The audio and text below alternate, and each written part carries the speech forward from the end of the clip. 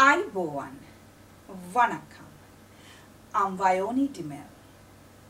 This is Boston Lanka News, bringing you news, views and entertainment from Boston and USA.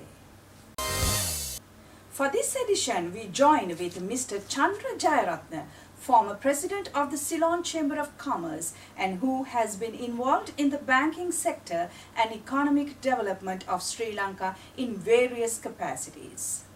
Mr. Jayarathna is a fellow of the Institute of Chartered Accountants of Sri Lanka and of the Chartered Institute of Management Accountants, UK. During the impeachment of the Chief Justice Shirani Bandaranayake, Mr. Jayarathna went to appeal courts against the impeachment. Mr. Jayarathna, according to the Sri Lankan government, there is a growth in the economy. Yet for the average Sri Lankan, prices of consumer goods are going up, electricity charges have gone up. In short, life is tough. In your view, give us a brief update about the state of the Sri Lankan economy. I think your question related to what the government shows as the state of the economy. Government is focusing on a few numbers. Growth is one of them. The others are GDP per capita, tourism numbers, inflation, budget deficit, poverty numbers. These are issues that the government is focusing on. First and foremost, I think there is an issue in the minds of intellectuals in Sri Lanka whether these numbers that are shown are transparent. If you look at last year's growth number itself and the tourism number, I will very quickly expand on those 2 points. The tourism number suddenly was about 780,000 about beginning of November, and suddenly it becomes a millionth tourist arrives in the country. So there, whilst the numbers of hotel rooms occupied have not gone up, so you know there are questions in the mind. Similarly, the growth pattern in the last quarter of last year, when agriculture was affected by rain, construction number was over 30% and cement sales over 35%. So, I mean, there are figures. So that's the first question. Second is growth, when it comes, is it sustainable? The growth seems to be coming more out of trade and services. Export sector is going down. In fact, every year it's going down about 5 to 8%, which is a really a negative thing for a stronger economy into the future. When you look at the sectoral growth, Sri Lanka is capable of, I think, 10% growth annually every year. We have to say, why are we lower? I mean, 5 or 6, let's leave the numbers out, whatever the government brings out, is also we are fighting below our real weight class. So if you take all that, I would say Sri Lankan economy, what it should be doing, how it should be doing, and where it should be doing are all wrongly focused at the moment. According to Dr. Koshi Mathai, IMF resident representative for Sri Lanka, the Sri Lankan banking sector has been doing well and had made profits during the last few years. Of course, he thinks it needs to develop further to become globally competitive. What's your take on that, as well as your views on the Sri Lankan banking sector? Sri Lankan banking sector is making profits for a very good reason. Profits is not the only reason that you should be looking at banks. Are banks really a driver and a catalyst for growth and prosperity of all people in the country? Secondly, are they solvent in the long term? Are there any inherent risks? Profitability in Sri Lankan banks comes out of mainly the high margins they are keeping. There is a minimum of 4% gross margin by the banks because the state banks are very, very highly overhead related, large numbers of staff and large numbers of expenditure which is not justified, there is a big margin. So other banks which are more efficient, which have better systems and low costs, make very high profits. But the fact is that the common man as well as business is finding difficulty to find the money for investment, specifically because the government institutions have started to borrow. The banking sector has got into a really scary situation of borrowing from foreign currency and selling the foreign currency to the government. They carry the foreign currency risks and they are lending in rupees to the local market. So there is a exchange risks these banks are carrying. The second is the mismatch. Some of these banks are investing, especially the state banks are investing into long term. There is a proposal now of over $1 billion for the Bank of Ceylon to invest in improving the Republic Square. Now, Bank of Ceylon is not meant to be a investment bank, or it's not expected to be a venture capitalist. So they are doing that. And I think the bigger issue here is the long-term risks that are there in the bank. To me, one of the big issues of Sri Lankan economy rests around the banking sector, the way they are going, because the government borrowings out of some of these banks, as you know, state banks have been recapitalized more than once before, and their state of play is going in a negative direction. Government is now not accounting issues on the banks through their banking system. They are transferring the debts of the government sector, state institutions, to the commercial banks. So I think there is a big risk, and I would put the banking sector as the second highest risks in our economy today. Recently, the National Savings Bank chairman, Sunil Sirisena, was sacked with regard to a controversial $1 billion bond government wanted through HSBC Bank, and a new chairperson was appointed by the Dr. P.B. Jayasundara. What's your take on that? Well, NSB is just a reflection of what is happening in a large number of cases. The government has been transferring its debt, foreign debt management strategy appears to be to borrow through the banks. Banks are doing the borrowing in foreign exchange and giving it to the government. There has been a large number of such borrowings given directly to the government and to state institutions.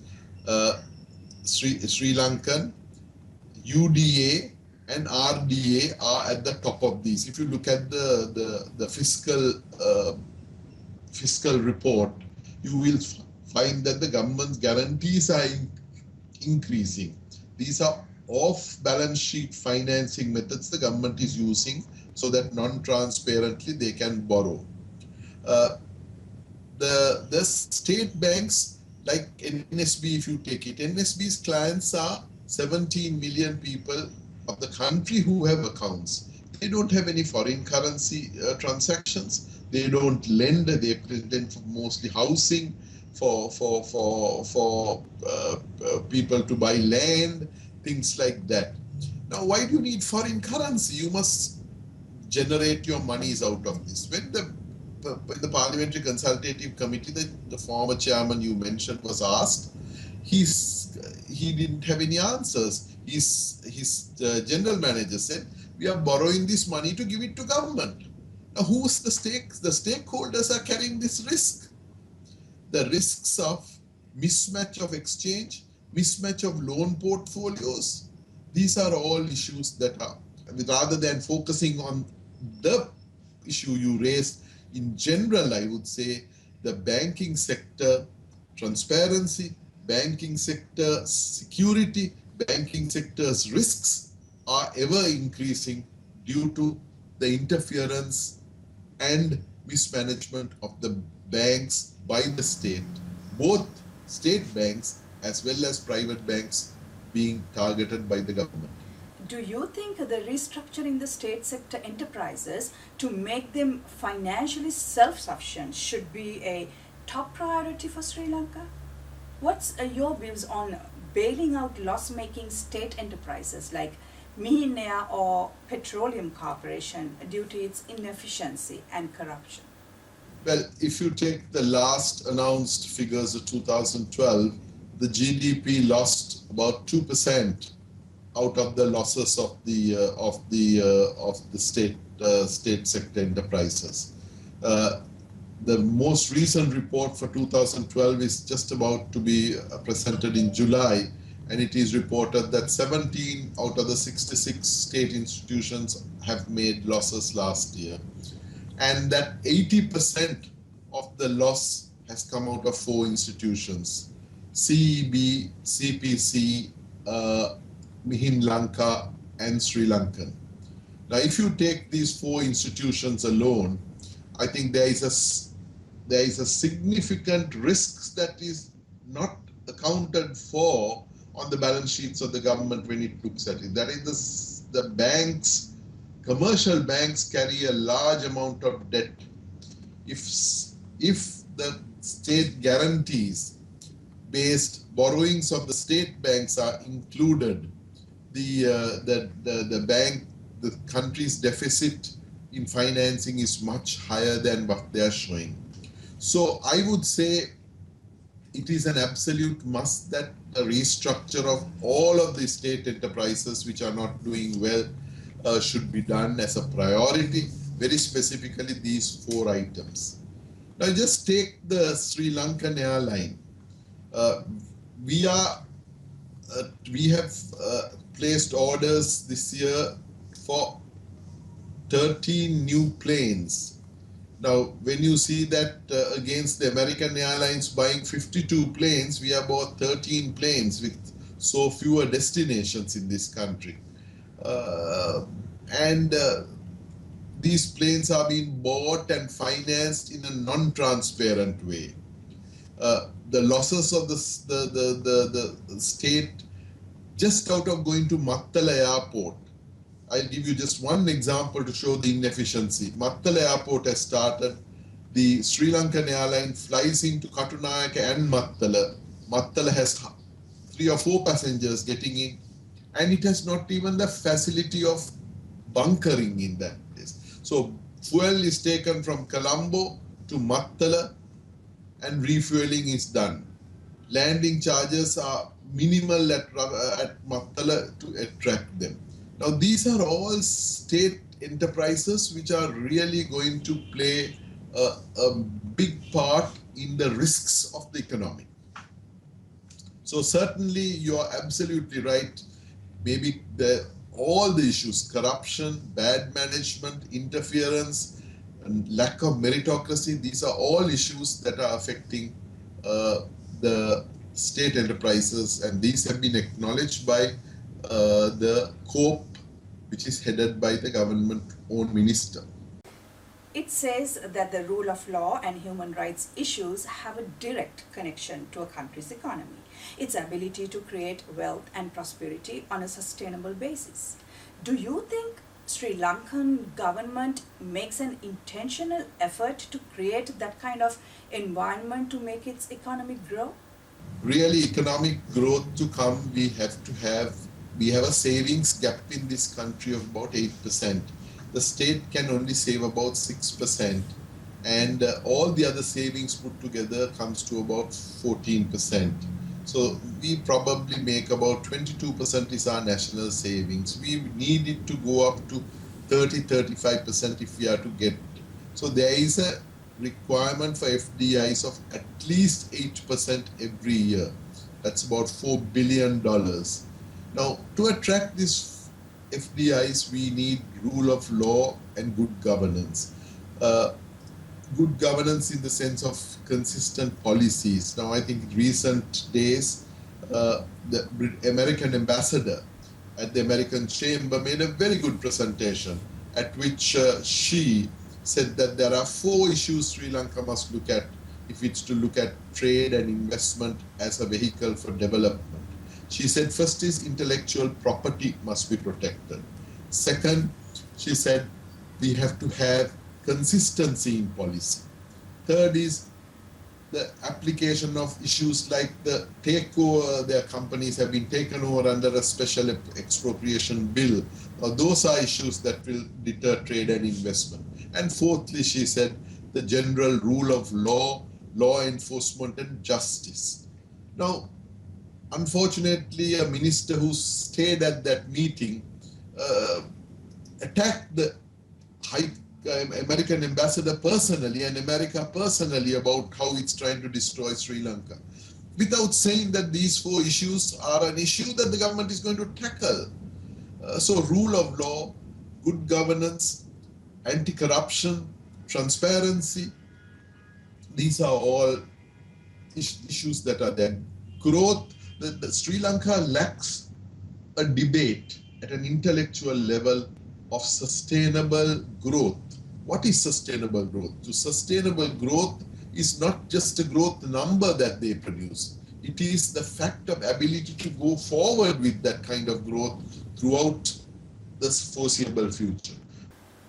Could you share with us the reasons that made you file a petition to the Court of Appeal against the impeachment of Chief Justice Shirani Bandara? I think the reason was that I think the civil society had to speak. I'm not the only one. There is lots of issues upon which civil society members do come forward. In this particular case, I came forward because to me, the rule of law and justice systems, with whatever problems we had, was our last hope of some kind of democratic values that we have preserved in this country. The legislature is being controlled by the government, executive is being controlled by the government. The 17th and the 18th Amendment took away all institutions that were supposed to be democratic and independent. Now, last hope we as citizens had was in the judicial system. When it was apparent that a charge was framed and charges were being maintained and justice was not being done, and most of all, it was being done to stifle the future citizens' rights and their democratic entitlements were going to be contracted. There was a need for somebody to come up, and there was this need to challenge this petition. The petition has been upheld, and the petition said that the rule 78 made standing orders were not law, and therefore the standing orders did not entitle the Parliamentary Select Committee to carry out a judicial inquiry. It had to be done by a legally constituted body. Now, that was to me, the last stone that was available for somebody to grab in a last resort was being taken away, and that is why I came forward with that. Mr. Jayarathna, the general feeling is that there is not much dissent. People, including intellectuals, are scared being called as traitors or getting involved in foreign conspiracies. There is definitely, firstly, let's take the media. I think media in Sri Lanka there is a self-censorship beyond what the government's control. Government is expanding its control. They're trying to take over the private. They have already taken over a couple of private media institutions, and even a small circulation paper like Ravaya is believed to be challenged by a government takeover through a third party. So I think that is happening on one side. For instance, I represent the business sector of the past. My business sector colleagues will never say anything on any issue. They may talk in their cocktail circuits, but they do not take any view or position. And most academics also take that position. That concludes our news edition. We meet you again with another news edition of News, Views and Entertainment from Boston and USA. Till then, goodbye.